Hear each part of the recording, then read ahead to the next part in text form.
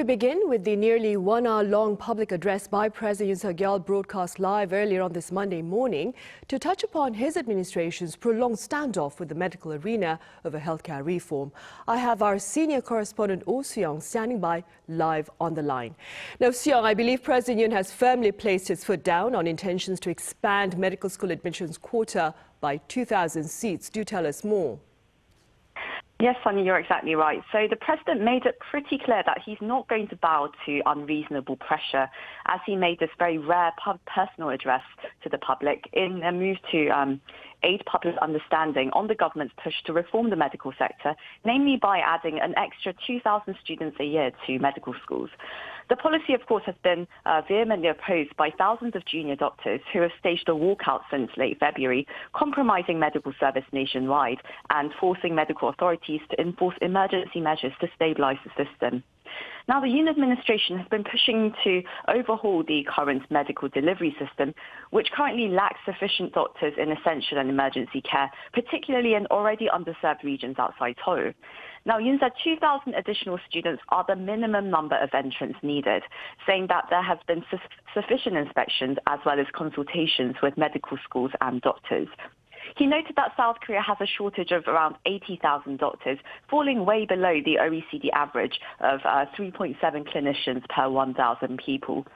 And now that's despite the rate of increase in national medical expenses relative to GDP being 3 times higher than the OECD average over the past 6 years. And Yoon noted that it would actually take a decade for additional medical students to fully qualify as doctors, which means it would take more than 20 years for the number of doctors to actually increase by around 20,000. At the same time, he seemed to offer some room for negotiation, saying that he is willing to discuss more appropriate and reasonable measures if they are offered.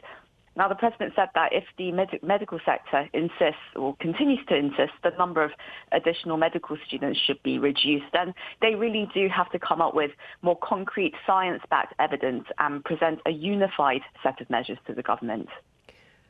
Right. And again, I hear he's also firmly denounced, that is, the collective action adopted by the medical arena, calling it, and I quote Soo-young, illegal and threatening to the lives and well-being of people here. What more can you tell us?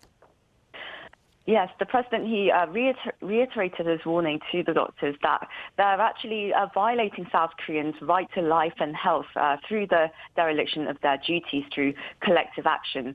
Yoon said that as the state is constitutionally obliged to protect the lives and health of its citizens, doctors are licensed, therefore, to carry out this very heavy public duty. And today he noted that around 8,800 doctors are now facing a cancellation of their licenses. But he also offered a chance to end their illegal strike and return to their duties as well. 제가 대통령으로서 앞으로 수많은 국민의 생명을 구하고 또 수많은 국민의 건강을 지켜낼 여러분을 제재하거나 처벌하고 싶겠습니까? 여러분은 대한민국의 매우 중요한 미래 자산입니다. 국민이 여러분에게 거는 기대와 여러분의 공적 책무를 잊지 말아 주시기 바랍니다. 환자가 기다리고 있는 의료 현장으로 조속히 복귀해 주십시오.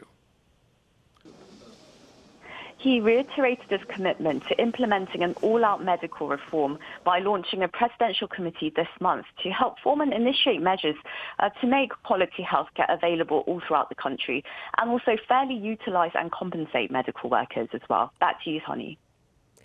All right, Soo-young, thank you for that coverage. That was our Oh Soo-young with live coverage of the president's latest remarks regarding the standoff with the medical arena over healthcare reform.